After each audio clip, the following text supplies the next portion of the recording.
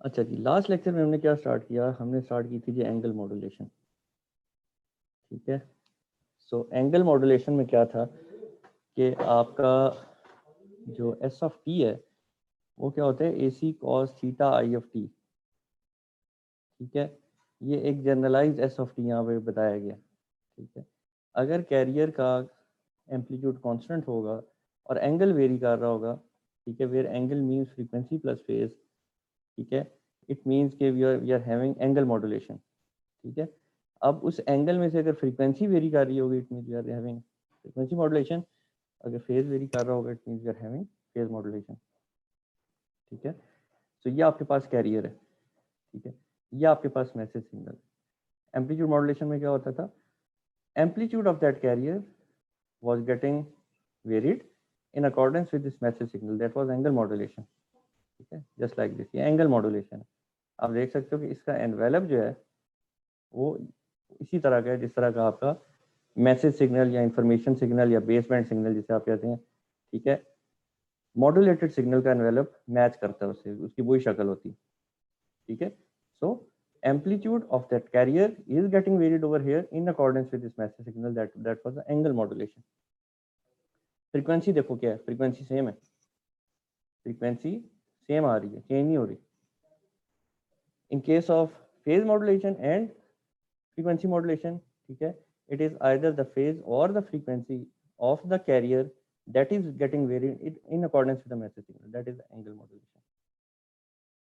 ठीक है, अच्छा, जो आपके पास एम्पलीट्यूड मॉड्यूलेशन थी उसमें आपकी बैंडविड्थ जो है वो 2W तक जाती थी, वे W was the bandwidth of the message signal. In case of angle modulation आपकी बैंडविड्थ जो होती है वो twice of the bandwidth of the message signal से ज़्यादा होती।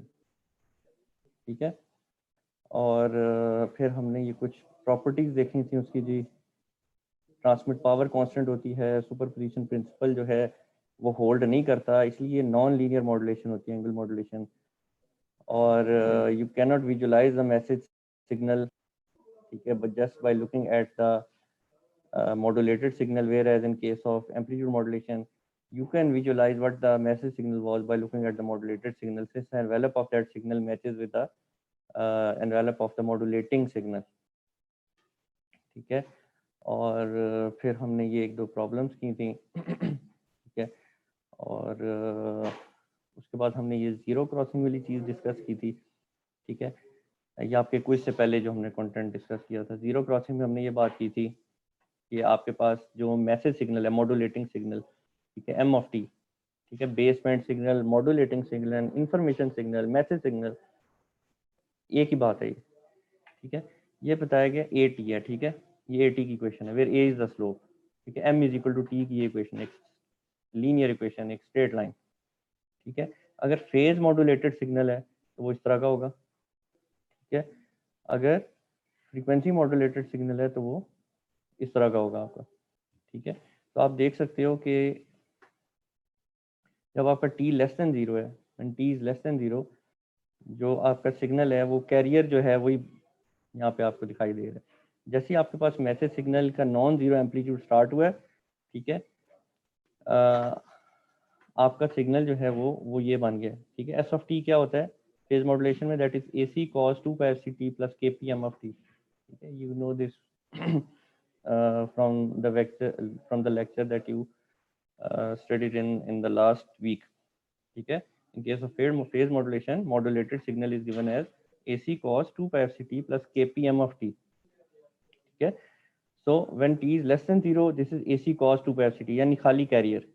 और जब t is greater than equal to 0 है तब क्या है, AC cos 2 pi f c t plus kp, और m of t की जगह आपने रिप्लेस कर दिया a of t, तो वो ये आपके पास बन गया मॉड्यूलेटेड सिग्नल। ठीक है, अच्छा, उसके बाद हम इंटरेस्टेड किस चीज़ में थे कि हम जीरो क्रॉसिंग जो है ना, ये जीरो क्रॉसिंग का मतलब है कब ये मॉड्यूलेटेड सिग्नल जीरो को क्रॉस कर रहा है। ठीक है, वो टाइम इंस्टेंट्स हमने मालूम करना चाहते थे, तो हमने उसे इक्वेट कर दिया पाई बाय 2 प्लस एन पाई से। वो क्यों किया, क्योंकि हम कॉस के अंदर जो आर्ग्यूमेंट है उसको 90 डिग्री या उसका मल्टीपल बनाएंगे तो तभी जीरो आएगा ना। हम वो टाइम इंस्टेंट्स मालूम करना चाहते थे, वो ये हमारे पास आ गए कि पहला जीरो जीरो क्रॉसिंग कब आती है, सेकंड जीरो क्रॉसिंग कब आती है, so on and so fourth. In case of frequency modulation, आपका modulated signal is given as AC cos 2 pi FCT plus 2 pi KF integration of the message signal. ठीक है, again you know this equation from the last week जो हमने frequency modulation की पढ़ी थी, ठीक है। और आपने देखा t लेस देन 0 के लिए सिर्फ कैरियर है and t is greater than equal to 0 के लिए आपने 2 pi FCT plus 2 pi KF और मैसेज सिग्नल की इंटीग्रेशन, मैसेज सिग्नल 80 है तो टी की इंटीग्रेशन क्या होती है, टी स्क्वायर डिवाइडेड बाई 2, 2 से कैंसिल हो गया तो पीछे ये बात है पाई के एफ ए टी स्क्वायर। और फिर हम इसके जीरो इंस्टेंट्स मालूम करना चाहते थे और वो हमने यहाँ पे मालूम किए। These are the time instants जिस पे ये फ्रीक्वेंसी मॉड्यूलेशन, ठीक है, ये पहला टाइम, ये जीरो टाइम इंस्टेंट है, ठीक है, ये फर्स्ट टाइम इंस्टेंट है जिसपे वो जीरो से क्रॉस करेगा और फिर आगे देखते जाओ जब जब ये जीरो से क्रॉस करेगा ये वो कौन सा टाइम इंस्टेंट है। तो आप देख रहे हो कि ये बढ़ती जा रही है, ठीक है।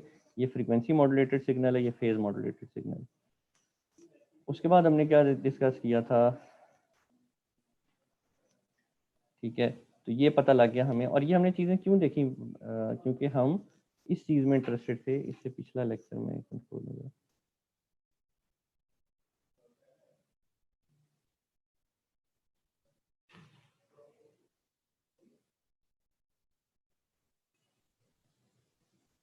बिकॉज यू आर इंटरेस्टेड के जो एंगल मॉड्यूलेशन है उसकी जो हमने 5 प्रॉपर्टीज देखी थी वो क्या थी, वो थर्ड प्रॉपर्टी क्या थी, irregularity of the zero crossing.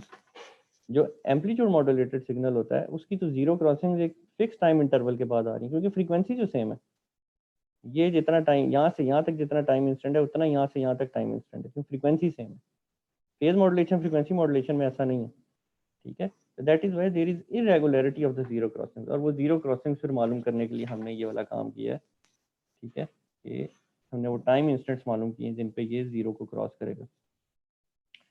उसके बाद हमने ये देखा कि हमने देखा कि जी एम्पलीट्यूड फेज मॉड्यूलेशन और फ्रीक्वेंसी मॉड्यूलेशन की इक्वेशन को देखा और हमने देखा कि इनमें कुछ सिमिलैरिटी है। वो क्या है, ठीक है, वो ये है कि अगर आपके पास फेज मॉड्यूलेटेड सिग्नल है, ठीक है, so just by doing the integration of this phase modulated signal, ठीक है, you can get a frequency modulated signal. If you have a frequency modulated signal, उसमें मैसेज सिग्नल की डिफरेंशिएशन करोगे तो you can get the phase modulated signal, ठीक है। तो यहाँ पे आपने बताया कि if you have a modulating wave and you have an integrator, उसे अगर फेज मॉड्यूलेटर से भी गुजार दोगे तो you will gate FM wave, ठीक है, बिकॉज यहाँ पे आपका मॉड्यूलेटिंग सिग्नल इंटीग्रेट होके आ रहा है, तो integration of M of T बन रहा है, आगे फेज मॉड्यूलेटर लगा दो कैरियर के साथ, एफएम वेव आ जाएगी। सिमिलरली अगर मॉड्यूलेटिंग वेव और डिफरेंशिएटर से गुजार के आ रहे हो, even if you use a frequency modulator you can get a phase modulated signal, ठीक है। और फिर हम जी, ठीक है जी, चलें जी आगे प्रोसीड करते हैं जी। Frequency modulation, हम पढ़ रहे हैं, the FM signal defined by equation 4.8 is a non-linear function of the modulating signal m of t, which makes frequency modulation a non-linear modulation process. However, then we can tackle the spectral analysis of FM signal.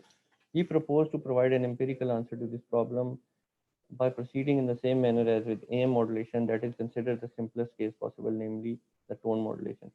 ठीक है, आपको याद होगा जो amplitude modulation थी उसमें हमने message signal को सपोज किया था कि वो आपका एक साइनोसाइडल है और उसे हमने कहा था टोन मॉड्यूलेशन है, ठीक है।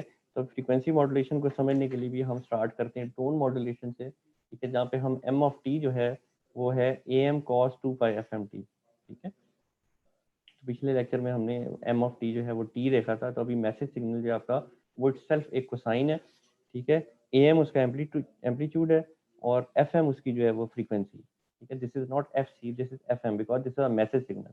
जो कैरियर है वो होता है A C cos 2 pi F C T, वो एफ सी उसकी कैरियर की फ्रीक्वेंसी होती है। ये मैं एक मैसेज सिग्नल देख रहा हूँ जो मैंने कोसाइन ही रखा है और उसकी फ्रीक्वेंसी एफ एम है, ठीक है। तो देखते हैं जी कि क्या इसके अंदर होगा। Instantaneous frequency of the resulting FM signal, instantaneous frequency इसकी क्या होगी, सबसे पहले तो ये देखो ना, इंस्टेंटेनियस फ्रीक्वेंसी इसकी क्या होगी, ठीक है।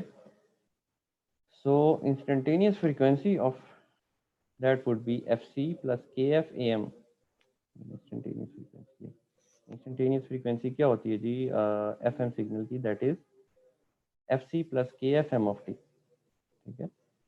तो F C plus K F M of T यहाँ पे क्या चूज कर रहे हो, A M cos 2 pi F M T, this is the message signal. तो instantaneous frequency of the F M signal is F C plus K F M of T, और M of T की जगह आपने replace कर दिया ये message signal जो कि A M cos 2 pi F M T था, ठीक है। अच्छा, ये जो के एफ ए एम है ना, ठीक है, ये डेल्टा एफ के साथ आपने इक्वेट कर दिया। डेल्टा एफ क्या अभी बताते हैं, तो इक्वेशन बन गई F C plus delta F cos 2 pi F M T, ठीक है। ये जो डेल्टा एफ है that is known as the frequency deviation. Delta F कहते हैं frequency deviation representing the maximum departure of the instantaneous frequency of the FM signal from the carrier frequency, ठीक है।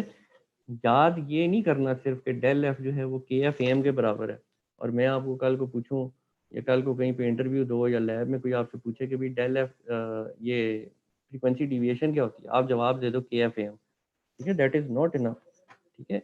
इसका मतलब क्या है, it represents the maximum departure of the instantaneous frequency of the FM signal from the carrier frequency। ये देखो अब FM का सिग्नल होता कैसा था, FM का सिग्नल इस तरह का होता है, ठीक है। तो मुझे बताओ कि क्या लिखा हुआ है, maximum departure of the frequency from the carrier frequency, ये कैरियर फ्रीक्वेंसी थी ना इसकी, और ये फ्रीक्वेंसी ज़्यादा होती जा रही है टाइम के साथ, ठीक है।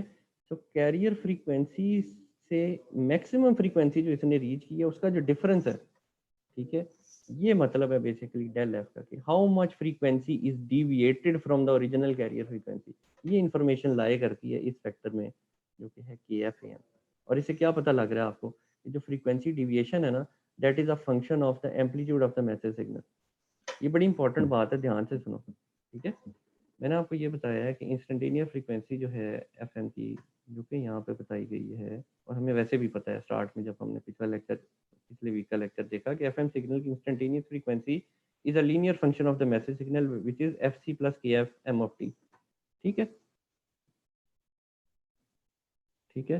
सो वो बन गया जी F C plus K F M of T बन गया मैसेज सिग्नल, और इसमें आपने के एफ और एम को कंबाइन करके आपने कहा डेल एफ, और मैंने बताया डेल एफ क्या है, that is the frequency deviation, ठीक है। तो ठीक है जी, ये तो फॉर्मूला हो गया, लेकिन इसका मतलब क्या है कि maximum departure of the instantaneous frequency of the FM signal from the carrier frequency. आपने देखा था यहाँ पे कि मैसेज सिग्नल, ये जो एफ मॉड्यूलेटेड सिग्नल था उसकी कैरियर फ्रीक्वेंसी थी, जैसे ही मैसेज सिग्नल आया इसकी फ्रीक्वेंसी बढ़ती गई है। और मुझे बताओ ये जो इसकी फ्रीक्वेंसी इंक्रीज होती जा रही है टाइम के साथ, है इसलिए जीरो क्रॉसिंग करीब करीब आती जा रही है ना, ये जीरो क्रॉसिंग थोड़ी लेट आई है, ये और जल्दी आई है, ये और जल्दी आई है, ये बहुत जल्दी जल्दी आती जा रही है, ठीक है। So this is a function of the amplitude of the message signal, and that we can verify from this कि frequency deviation is a function of the amplitude of the signal. A fundamental characteristics of an FM signal is that the frequency deviation is proportional to the amplitude of the modulating signal and is independent of the modulating frequency. Modulating frequency के independent है, ठीक है, and it is a function of the amplitude of the message signal, ठीक है। इसे कहते हैं frequency deviation। देखो रट्टे नहीं मारने, मैं दोबारा बता रहा हूँ, इंस्टेंटेनियस फ्रीक्वेंसी का लीनियर फंक्शन होता है एफएम, ये तो हम इसका पहले लेक्चर में देख चुके हैं ना, जो वीक 9 वाला जो लेक्चर था, ठीक है। तो उसमें आपने देखा है कि भाई ये एफ आई टी जो इंस्टेंटेनियस फ्रीक्वेंसी है that is the linear function of the message signal. Phase modulation क्या होती है, उसमें phase is the linear function of the message signal, उसमें थीटा आई ऑफ टी जो है वो होता है 2 pi F C T plus K P M of T, ठीक है। उसमें क्या होता है फेज मॉड्यूलेशन में, theta is a linear function of the message signal. Frequency modulation में क्या होता है, frequency is the linear function of the message signal. तो वही पढ़ रहे हैं हम यहाँ पे, और उससे हमने ये देखा कि उसमें हमने एम ऑफ टी को ज्यूम किया कि वो एक टोन मॉड्यूलेशन सिग्नल, और फिर हम के एफ एम को मिला दिया, इसे हमने फैक्टर को नेम दिया फ्रीक्वेंसी डिविएशन। इट मीन्स के जो आपके कितना डिपार्चर हुआ है from the F C to the maximum frequency जिससे वो रीच की, and that is the function of the amplitude of the message signal, ठीक है। अच्छा, angle of the FM signal is obtain. Angle कैसे ऑब्टेन करते हैं, आपको पता है कि आप फ्रीक्वेंसी का इंटीग्रेट कर देते हो, आपको एंगल मिल जाता है, थीटा मिल जाता है, फेज यानी कि 2 pi integration of the instantaneous frequency which is 2 pi fct plus del f over fm sin 2 pi fmt. Sign कहाँ से आया, साइन कहाँ से आया भाई, ठीक है, ये fc है ना, तो वो क्या बन जाएगा, फेज क्या बन जाएगा, 2 pi fct बन जाएगा, ठीक है। और कोसाइन की इंटीग्रेशन करोगे, अगर कोसाइन की इंटीग्रेशन करोगे तो क्या बन जाएगा, साइन 2 pi fmt बन जाएगा, ठीक है। और ये fm जो है वो नीचे आ गया, 2 pi से कैंसिल हो गया, ठीक है। cos 2 pi fmt की इंटीग्रेशन की तो आया sin 2 pi fmt divided by 2 pi fm, ठीक है। तो 2 pi से कैंसिल हो गया और ये del F over F M आ गया, ये डेल एफ पहले से था, इसके नीचे आ गया क्या, एफ एम। जो 2 pi डिनोमिनेटर में आया था वो इधर तो 2 pi थीटा की वजह से आ रहा था, उससे कैंसिल हो गया। तो this is the phase of a F M signal in case of tone modulation. अब ये जो फैक्टर है ना आपके पास, the ratio of the frequency deviation that is del f to the modulating frequency fm is commonly known as modulation index। ये del f over fm को कहते हैं modulation index of the fm, ठीक है, ठीक है। फ्रीक्वेंसी डिविएशन क्या है ये भी समझ होनी चाहिए आपको, मॉड्यूलेशन इंडेक्स इसको कहते हैं। अगर आप जवाब दोगे डेल एफ और एफ एम होता है, ठीक है, आपको 5 नंबर 10 में से मिल जाएंगे, ठीक है, समझाने की सूरत में, वाइवे की सूरत में, लेकिन आपने आगे बताना है कि वो उसका मतलब क्या है, ठीक है। पहली बात तो ये कि del F over F M modulation index है और इसे आप रिप्रेजेंट करते हैं बीटा से, जैसे आपने यहाँ पे कर दिया, बीटा से रिप्लेस कर दिया। This parameter beta represents the phase deviation of the FM signal, that is maximum departure of the angle from the 2 pi fct to of the unmodulated carrier. ये मॉड्यूलेशन इंडेक्स बेसिकली बता रहा होता है कि जो unmodulated signal का angle है वो क्या होता है, 2 pi fct होता है ना, जो कैरियर का होता है, AC cos 2 pi fct, आपको पता है कोसाइन का आर्गुमेंट होता है 2 pi fct। तो उस 2 pi fct से आगे कितना जो है वो एंगल वेरी हुआ है, ठीक है, ये इंफॉर्मेशन दे रहा है कौन, बीटा, ठीक है, ठीक है। आपका अनमॉड्यूलेटेड सिग्नल का क्या होता है एंगल, 2 pi fct होता है ना। तो फ्रीक्वेंसी इसमें मॉड्यूलेशन में क्या हो रहा है कि आपका 2 pi fct के साथ कुछ एडिशन चीज आ रही है, तो उस 2 pi fct का जो अनमॉड्यूलेटेड सिग्नल का फेज होता है उसमें आपने कितनी आगे वेरिएशन की है, ठीक है, ये इंफॉर्मेशन जो है that is given by this factor beta and that is del F over F, ठीक है। आपके पास एस ऑफ टी बन गया AC cos 2 pi fct plus beta sin 2 pi fmt।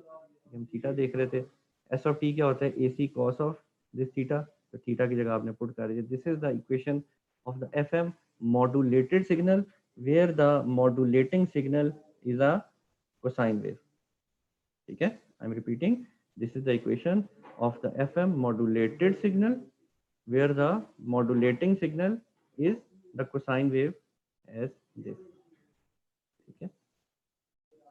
Depending on the value of the modulation index beta, we may distinguish two cases of frequency modulation. One is narrow band FM, one is wide band FM. Narrow band FM उसको कहते हैं जिसमें beta जो है वो less than 1, beta small compare to 1 radian होता है, और वाइड बैंड एफएम उसको कहते हैं जिसमें बीटा जो है वो 1 रेडियन से ज्यादा होता है, उसको वाइड बैंड एफएम कहते हैं, ठीक है। तो any question from this tone modulation, tone modulation में से कोई question, any question from this tone modulation, ये आपने कब पढ़ना है, या आज ही पढ़ना है, आज पढ़ना है, कल नहीं पढ़ना, कल दोबारा पढ़ लेना, लेकिन आज ही पढ़ना है।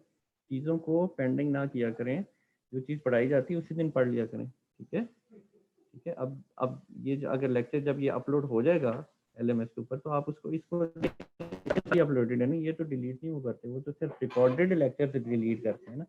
कंटेंट तो मौजूद है, तो कंटेंट जो है वो आप ज़ाहिर अभी लेक्चर ले रहे हो तो रिकॉर्डिंग तो देखने की आपको शायद जरूरत ना पड़े, तो लेक्चर आपने उसी दिन पढ़ना है, ठीक है। तो क्वेश्चन है जी फ्रॉम द टोन मॉड्यूलेशन,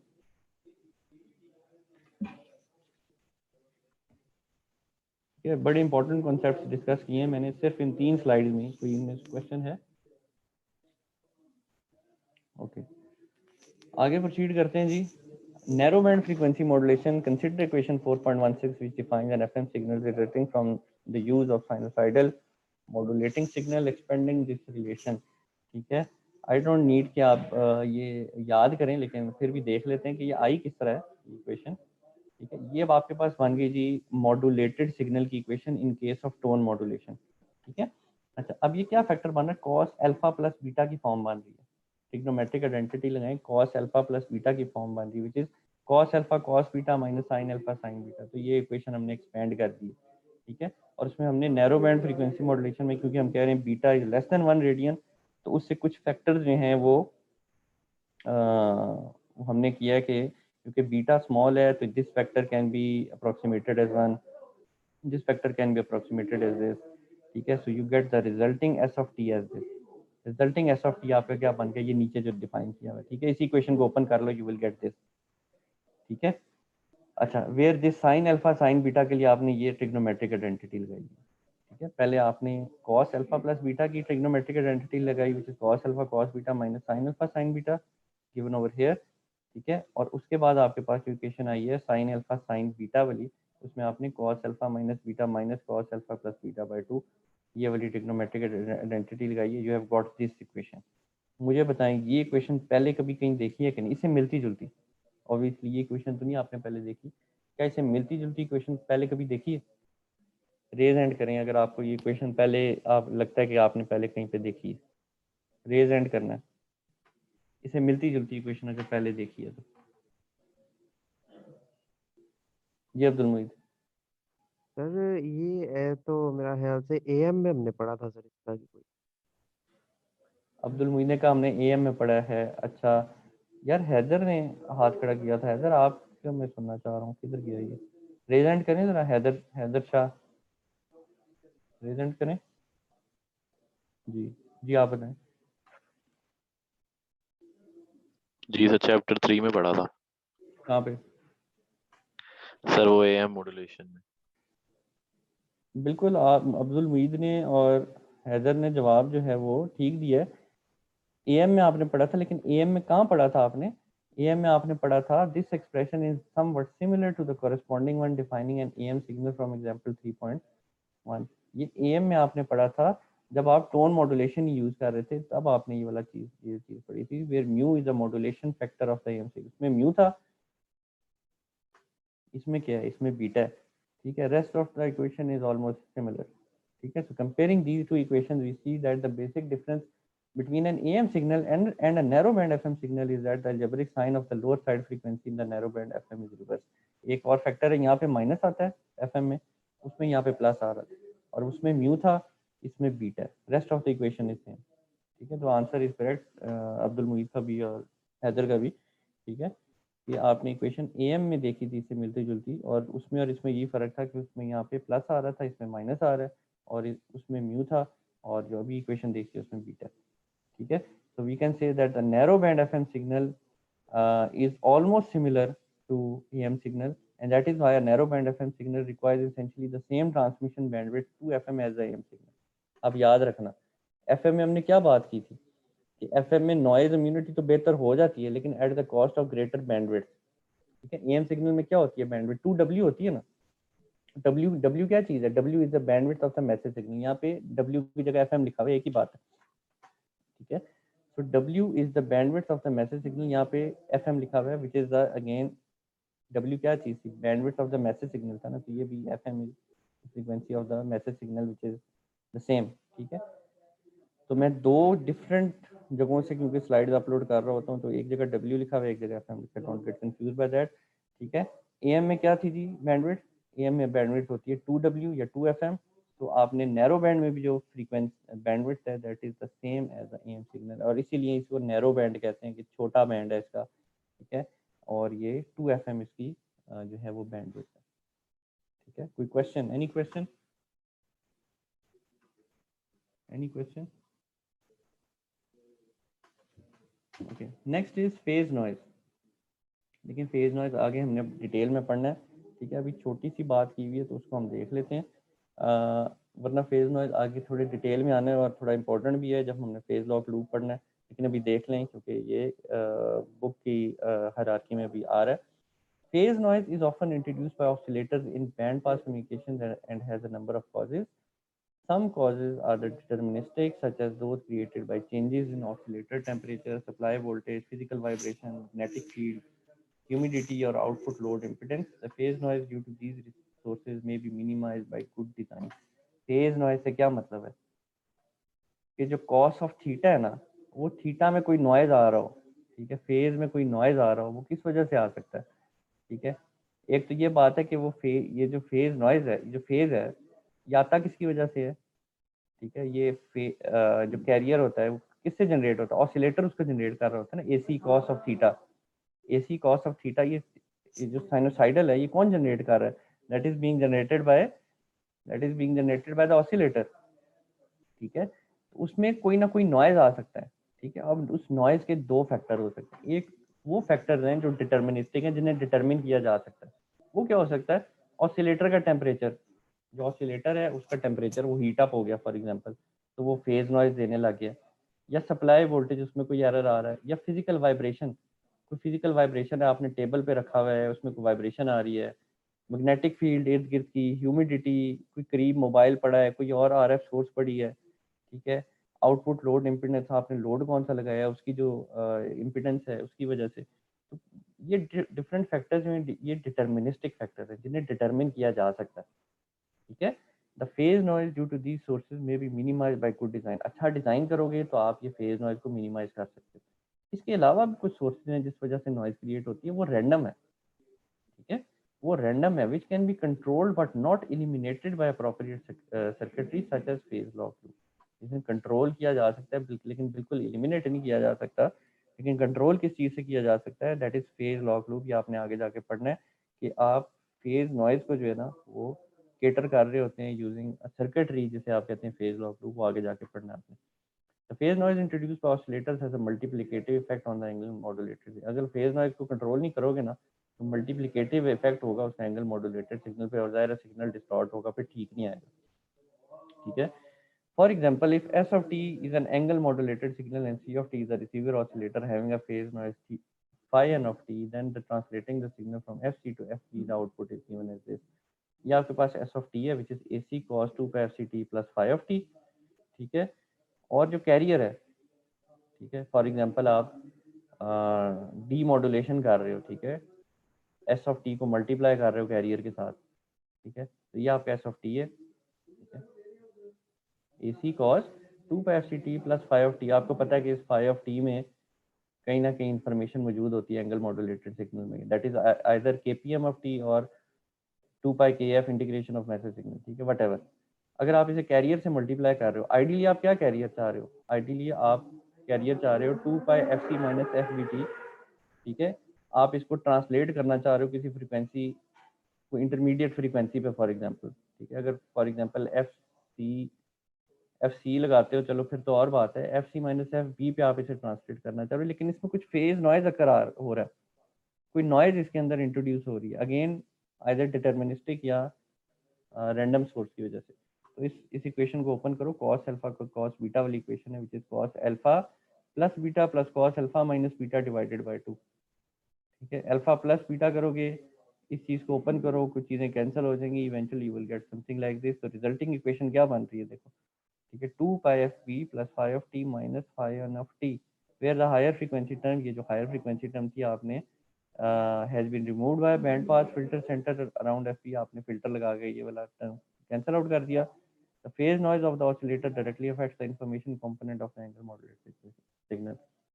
देखो, कॉस अल्फा कॉस बीटा से cos alpha plus beta plus cos alpha minus beta plus 2 किया, फिर फिल्टर लगाया, ये चीज़ रिमूव कर दी, इवेंचुअली जो आपके पास चीज़ आ रही है वो क्या है, आप उसमें देखो कि आपका जो एंगल है, ये कोसाइन के अंदर जो चीज़ होती है इसी को एंगल कहते हैं ना, दैट इज द फेज। अब फेज के अंदर क्या चीज़ आ रही है, फेज में आपके पास नॉइज जो है यहाँ पे भी आपको रिफ्लेक्ट हो रही है। इसका क्या मतलब है कि जो एंगल मॉड्यूलेशन है उसमें तो इन्फॉर्मेशन ही सारी एंगल में होती है, इसका मतलब कि वो उसमें ऐड होता जाएगा, जो भी आप यहाँ पे दे रहे हो उसमें एक नॉइज जो है वो कॉन्टिन्यूसली उस पर इफेक्ट कर रही होगी, ठीक है। It means the phase noise of the oscillator directly affects the information component of an signal. अगर आपका ये जो ऑसिलेटर है सी ऑफ टी, अगर उसमें नॉइज है, ठीक है, तो आपका जो इंफॉर्मेशन कंपोनेंट, क्योंकि वो अगर इस चीज़ में होता है, कोसाइन के आर्ग्यूमेंट में इंफॉर्मेशन कंपोनेंट होता है, तो उसको डायरेक्टली इफेक्ट कर रहा होगा, ठीक है। इसका मतलब कि इस नॉइज को रिमूव करना बड़ा ज़रूरी है, ठीक है। और वो कैसे करेंगे वो मैंने आपको बताया कि फेज लॉक लूप से करेंगे, वो आगे जाके आपने पढ़ना। Any question from phase noise, phase noise समझ आ गई, रिमूव कैसे करना है वो आगे जाके देखेंगे। फेज नॉइज समझ आ गई, क्या चीज़ है फेज नॉइज, चलिए नेक्स्ट इज वाइड